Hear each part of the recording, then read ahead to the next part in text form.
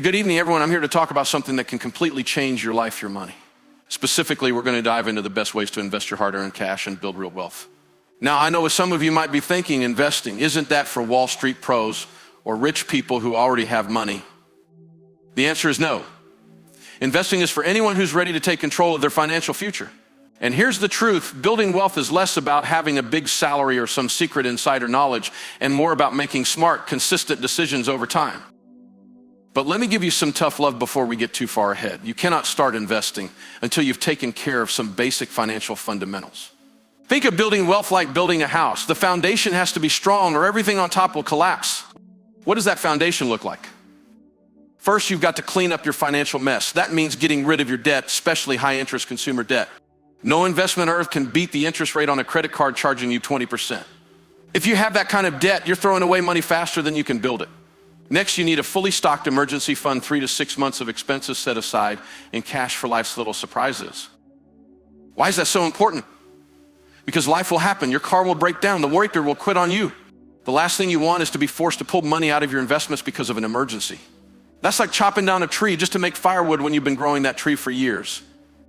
Once your foundation is strong, no consumer debt, emergency fund in place, then you're ready to invest.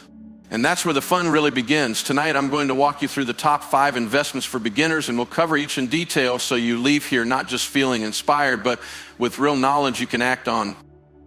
First up, the most common place to start: retirement accounts.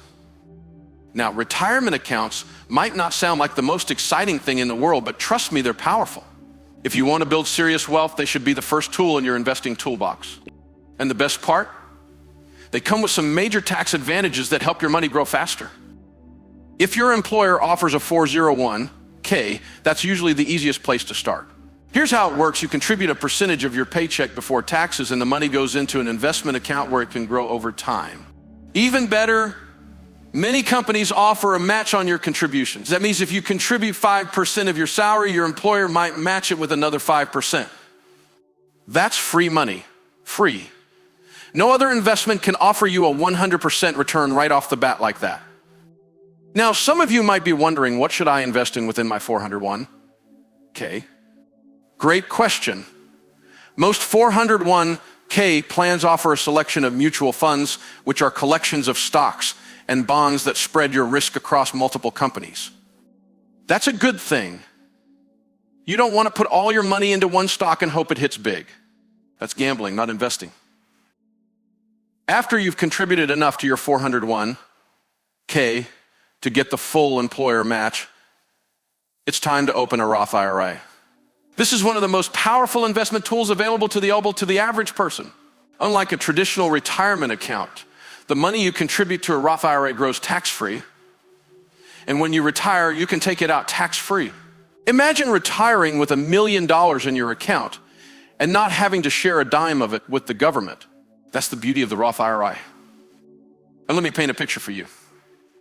If you invest just $500 a month into a Roth IRA starting at age 25, and you earn an average return of 10% per year, by the time you're 65, you'll have over $1.1 million.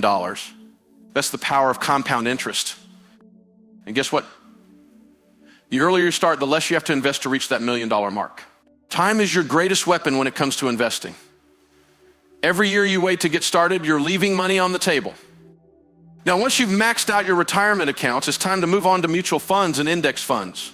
These are the bread and butter of long-term investing. They give you diversification, spreading your money across hundreds of companies, which reduces risk and increases your chances of steady growth.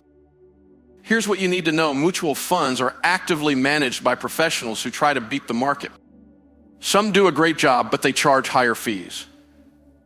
Index funds, on the other hand, simply track a specific market index, like the S&P 500. They're not trying to beat the market, they just match it. And because they're passively managed, they have much lower fees. Over time, those fees can make a huge difference in how much money you end up with. For most beginners, index funds are a smart, low-cost way to get started. They've got a long history of solid returns, and you won't have to worry about picking individual stocks or timing the market. Speaking of timing the market, let me be clear about something. You will never outsmart the market consistently.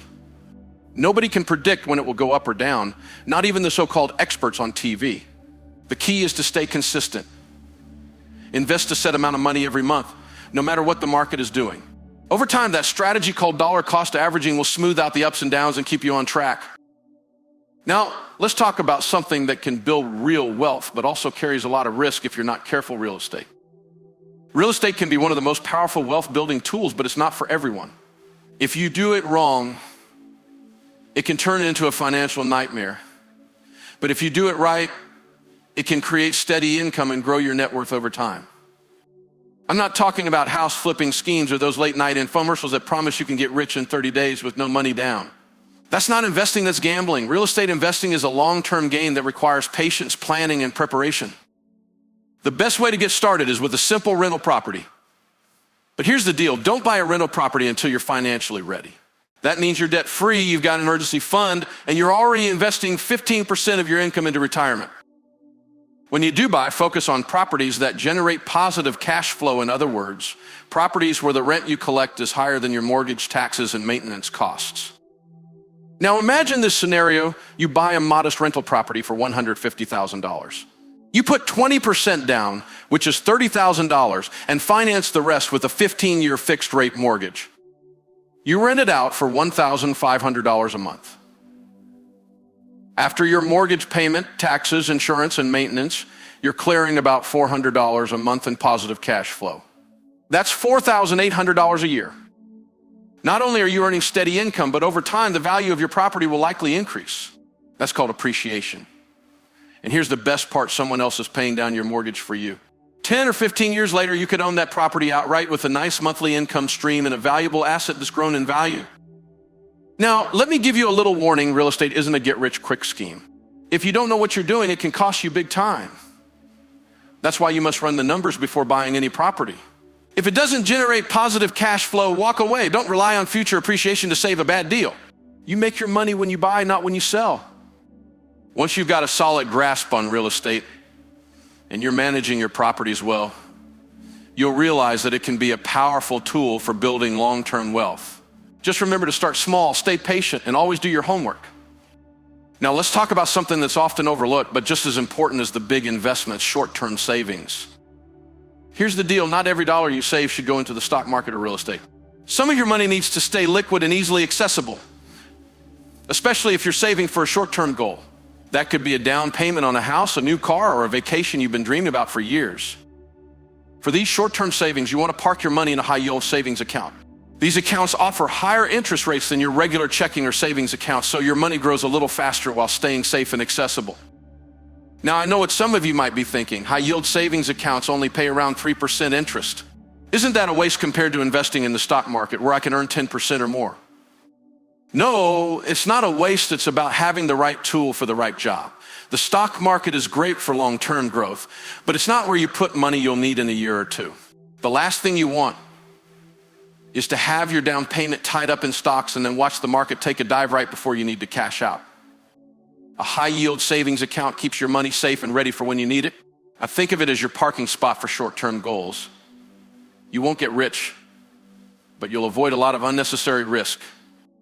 Now, this last investment is the most important one of all: investing in yourself.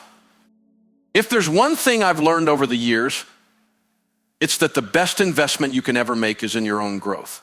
The stock market can go up and down. The real estate market can boom and bust, but the knowledge and skills you build will always pay off.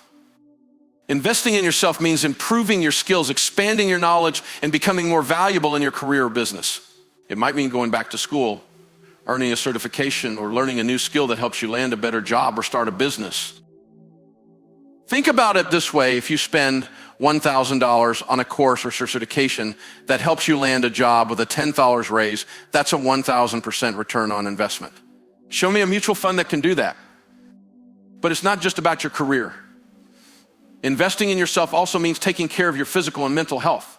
When you're healthy and energized, you make better decisions, more productive, and you're better equipped to handle life's challenges. And let's not forget about personal development. Read books that challenge your thinking. Surround yourself with people who inspire you. Never stop learning. The more you grow as a person, the more opportunities you'll create for yourself. So where does that leave us? Let's bring this all together.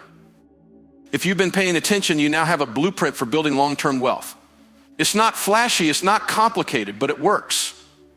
You start with a solid foundation, no debt, and a fully funded emergency fund.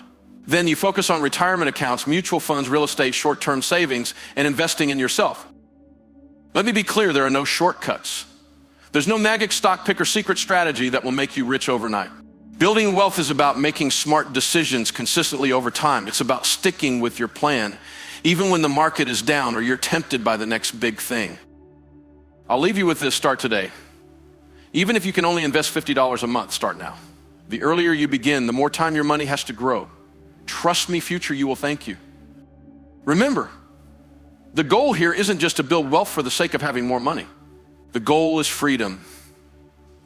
It's about living life on your terms and creating the kind of future you dream about. You've got what it takes to make that happen. Stay focused, stay consistent, and keep moving forward. Thank you, and God bless.